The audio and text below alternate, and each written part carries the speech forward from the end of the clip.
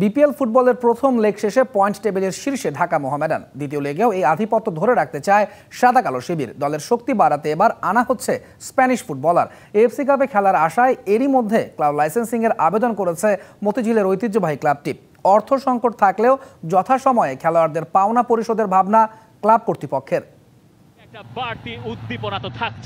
Bangladesh premier league football BPL এর প্রথম লেগে রীতিমতো চমক দেখিয়েছে মোহামেডান। পয়েন্ট টেবিলের শীর্ষে অবস্থান সাদা কালোদের।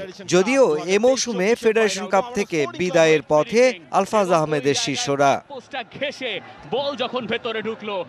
লিগ টেবিলের দ্বিতীয় স্থানে থাকা আবাহনীর থেকে 4 পয়েন্ট এগিয়ে মতিঝিলের জায়ান্টরা।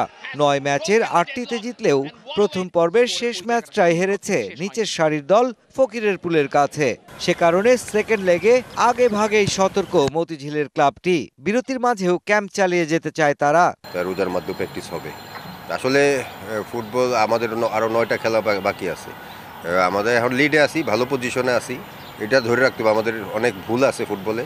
আমরা যে 9টা ম্যাচ খেলছি, আমরা অনেক সময় আমাদের লাক ফেভার করছি।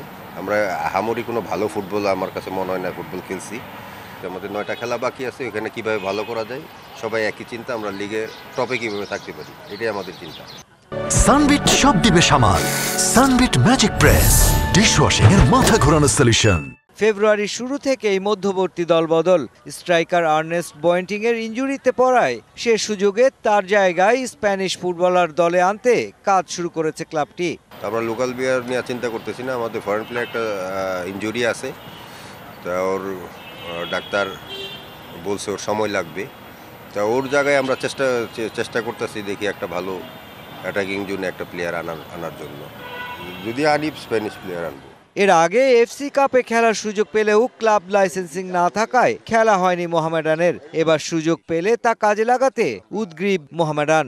তাই আগে ভাগেই আবেদনের কাজ সেরেছেন ক্লাব ম্যানেজমেন্ট। গত বছরের সিচুয়েশন এই বছর না, তার এই বছর অলরেডি আমরা অ্যাপ্লাই করছি। আমরা যেসব ক্রাইটেরিয়া আছে এগুলি সব ফিল আপ করতেছি, এবং আমরা যদি চ্যাম্পিয়ন হই আমরা এফসি কাপও খেলবো। অর্থ সংকট থাকলেও যথাসময়ে খেলোয়াড়দের পাওনা পরিশোধে কাজ করে যাচ্ছে ক্লাব কর্তৃপক্ষ। Mushfiqur Rahman, DBC news, Dhaka.